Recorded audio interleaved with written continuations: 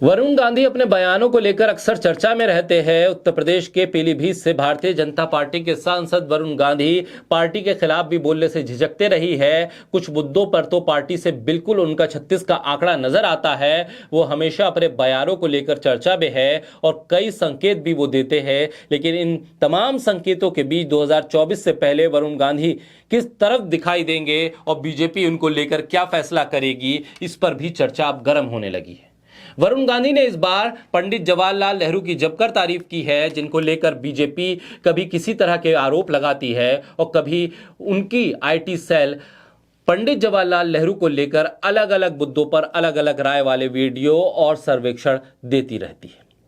26 मई को अपने संसदीय क्षेत्र पीलीभीत पहुंचे थे वरुण गांधी, जहां पर एक कॉलेज में युवा उत्सव कार्यक्रम का उन्होंने उद्घाटन किया था। कार्यक्रम के दौरान वरुण गांधी ने युवाओं को आगे बढ़ने के लिए कुछ मंत्र दिए थे।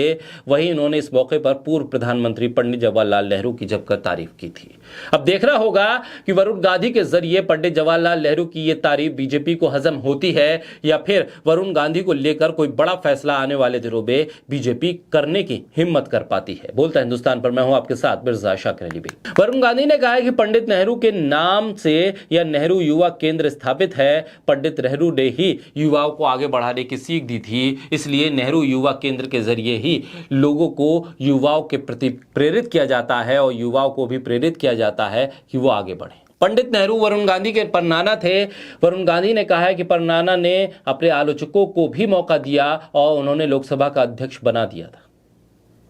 वरुण गांधी ने कहा है कि पंडित जवाहरलाल नेहरू ने लोकसभा स्पीकर बनाने के लिए अकाली दल के नेता सरदार हुकुम सिंह का नाम प्रस्तावित कर दिया। ऐसे में सरदार हुकुम सिंह को खुद का नाम प्रस्तावित होने पर विश्वास नहीं हुआ। वो तुरंत पंडित जवाहरलाल नेहरू से मुलाकात करने के लिए पहुंचे और कहा कि मैंने 6 महीने पहले आपको संसद में बुरा भला कहा, आप पर बेबुनियाद आरोप लगाए, इसके बावजूद आपने लोकसभा स्पीकर पद के लिए मेरा नाम प्रस्तावित किया।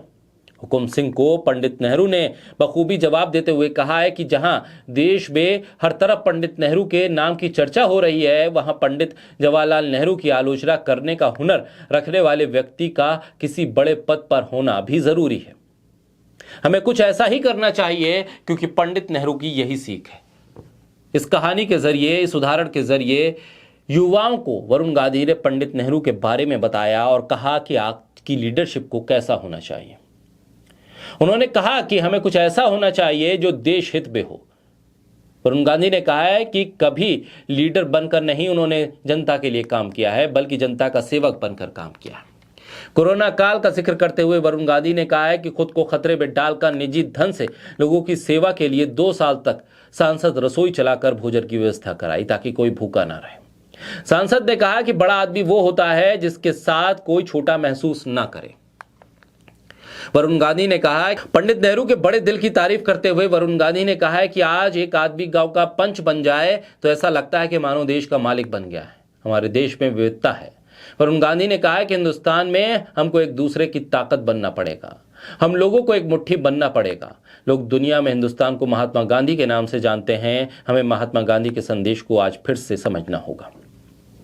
वरुण गांधी ने कहा कि मुफ्त अनाज आपके टैक्स के एवज में मिलता है। वरुण गांधी ने कहा कि सरकार का आपको कुछ देना अच्छी बात है, आपका अधिकार है, भीख में और दान में नहीं मिलता है। बीजेपी सांसद ने मुसलमानों को भी देश की ताकत बताया। वरुण गांधी के बदलते सुर पंडित नेहरू से लेकर तमाम नेताओं की आलोचना और फिर मुसलमान और हिंदुओं के बीच एकता जैसे मुद्दों को उठाकर, बेरोजगारी जैसे मुद्दों को उठाकर वरुण गांधी बार बार बीजेपी सरकार की आलोचना करने से चूकते नहीं हैं। ऐसे में देखना होगा 2024 से पहले वरुण गांधी कोई फैसला लेते हैं या बीजेपी वरुण गांधी को लेकर कोई फैसला लेती है।